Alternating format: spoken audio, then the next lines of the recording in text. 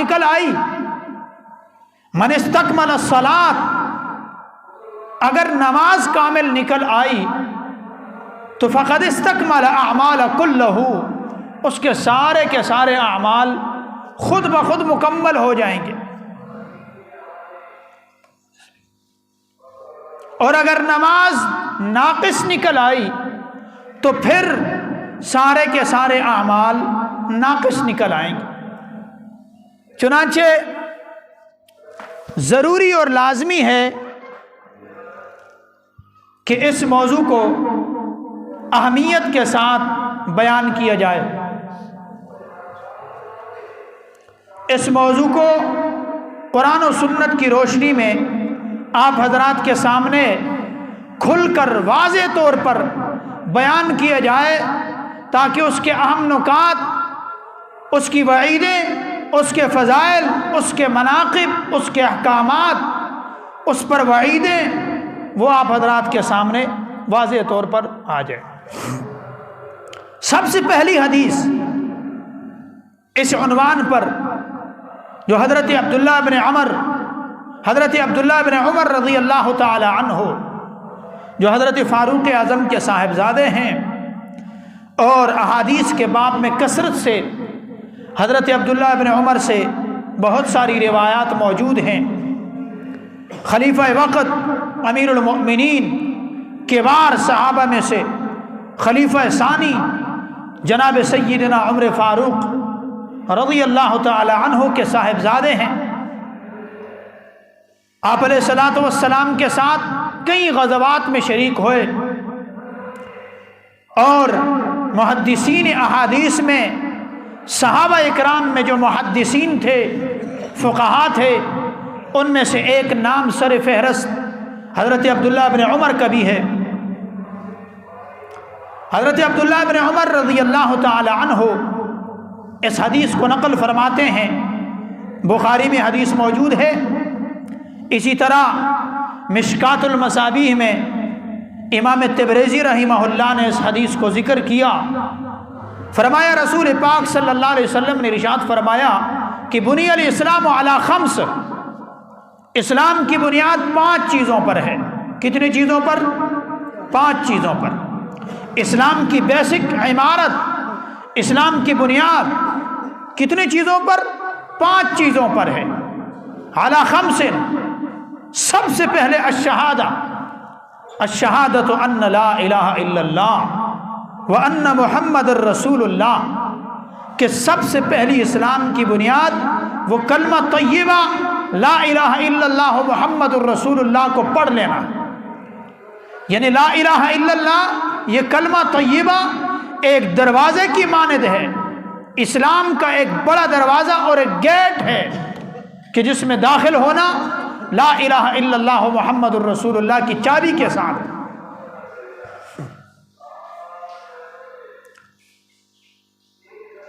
اور پھر لا الہ الا اللہ کے بعد ارشاد فرمایا کہ جو ہی آدمی کلمہ پڑھ کر اسلام میں داخل ہو جاتا ہے، اسلام کے اس بڑی عمارت اور باب میں داخل ہو جاتا ہے، تو پھر آگے فرمایا وَإِقَامِ الصَّلَاةِ، نماز قائم کرنا۔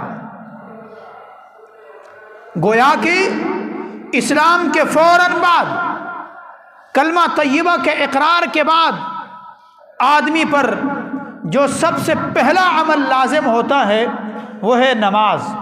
پھر اس کے بعد جا کر وَإِقَامِ الصَّلَاةِ وَإِيتَاءِ الزَّكَاةِ، زکوٰۃ ادا کرنا، وحج البیت، بیت اللہ کا حج کرنا، وصوم رمضان، رمضان کے روزے رکھنا، لیکن پہلی شرط کلمہ طیبہ کے بعد نماز ادا کرنا ہے۔ دونوں معنی آتے ہیں، ایک نماز کا قائم کرنا، نماز کے احکامات کو،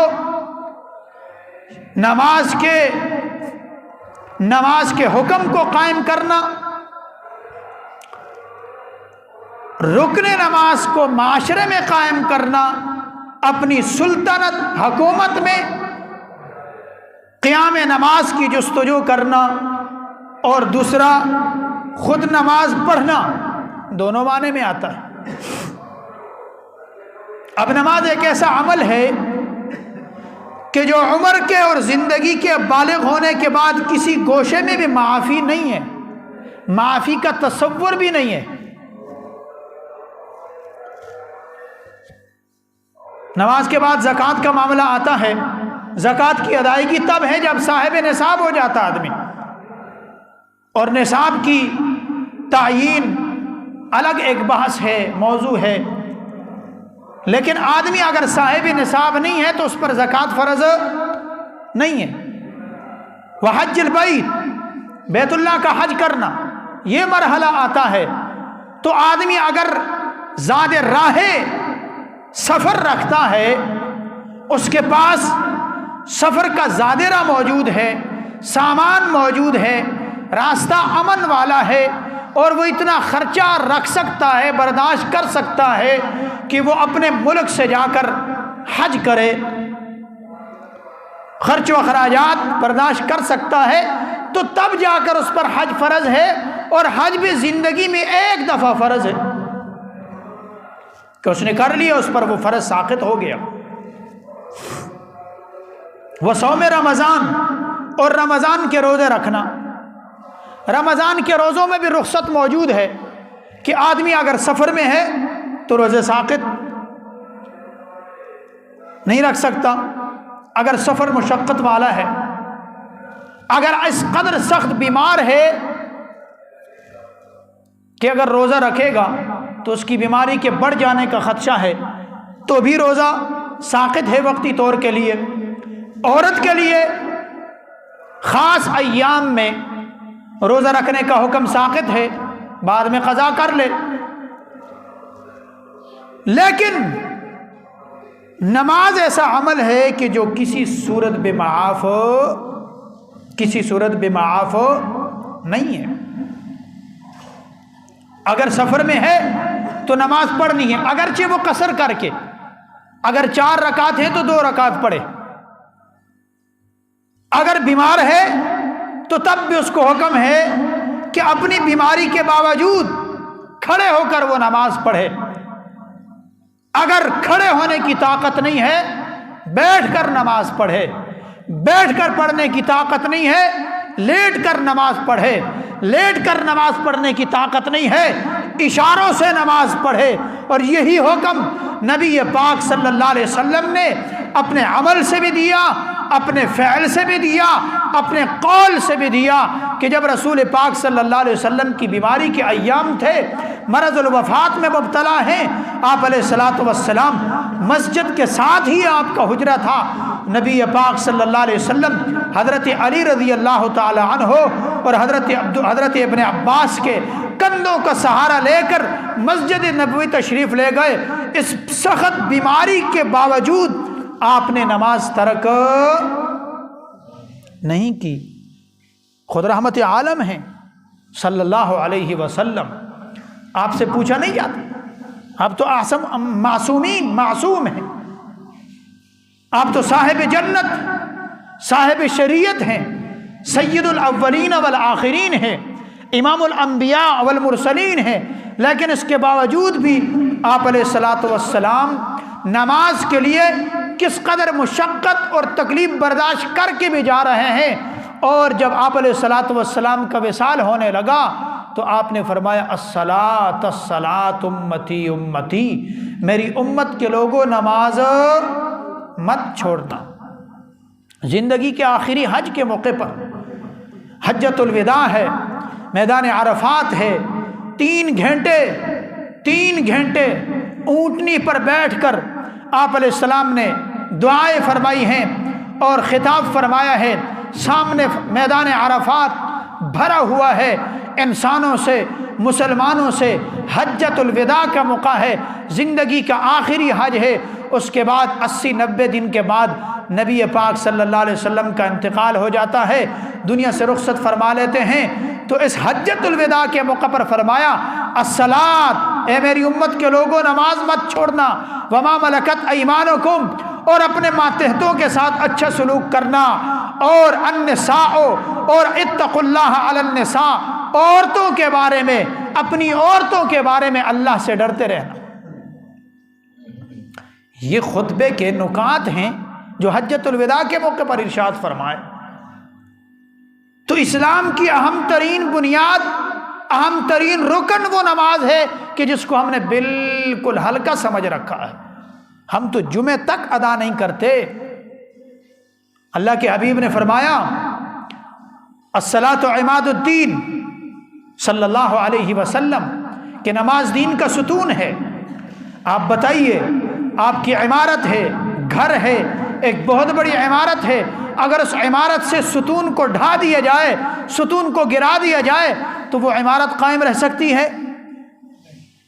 ہر وقت تذبذب میں ہوگی کہ کسی بھی وقت وہ عمارت، وہ بلڈنگ، وہ گھر، وہ محل گر سکتا ہے چونکہ اس کا ستون گرا دیا گیا۔ اسی طرح اپنی نماز کی کو فکر کریں کہ جو نماز نہیں پڑھتا اس کا دین، اس کا اسلام، اس کا مذہب، اس کا ایمان تذبذب میں ہے، کسی وقت بھی وہ ایمان سے فارغ ہو سکتا ہے، کسی وقت بھی اسلام سے نکل سکتا ہے۔ یوں تو وعید نہیں فرمایا کہ من ترک الصلاۃ عمدا فقد کفر۔ اللہ کے حبیب نے فرمایا کہ جس نے نماز کو جان بوجھ کر چھوڑ دیا وہ کافر ہو گیا۔ اب اسلام کا معاملہ یہ ہے کہ فوراً کافر تو نہیں ہو جاتا، کفر میں داخل نہیں ہو جاتا، لیکن آہستہ آہستہ وہ کفر کے قریب ہو جاتا ہے۔ اور بعض روایات میں محدثین نے تاکید یوں بھی فرمائی ہے کہ وہ اس کا ایمان کفر پر ہو جانے کا خدشہ ہے کہ جو نماز ترک کر لیتا ہے، اور جو نماز پڑھتا ہے اس کے لیے دنیا اور آخرت کا اجر ہے، ثواب ہے۔ صبح کی نماز اس نے پڑھی، ظہر تک اس کے گناہ معاف، ظہر تک اللہ کی رحمت، اللہ کی مغفرت، اللہ کا فضل برستا رہتا ہے۔ ظہر کی پڑھی، عصر تک اللہ کا فضل برستا رہتا ہے۔ عصر کی پڑھی، مغرب تک اللہ کی رحمت برستی رہتی ہے۔ مغرب کی پڑھی، عشاء تک اللہ کی مغفرت برستی رہتی ہے، رحمت برستی رہتی ہے۔ اور اگر عشاء کی نماز پڑھ کر وہ سو جاتا ہے، اپنے کاموں کی تھکاوٹ کے باوجود بھی نماز نہیں ترک کرتا، نماز پڑھ کر سو جاتا ہے، تو فرمائے کہ ساری رات اس کے لیے زمین و آسمان کی مخلوق دعائے مغفرت کرتی رہتی ہے۔ اللہ پاک ہم سب کو صحیح معنوں میں عمل کرنے کی توفیق عطا فرمائے۔ اقول قولی ھذا فآخر دعوانا ان الحمد للہ رب العالمین۔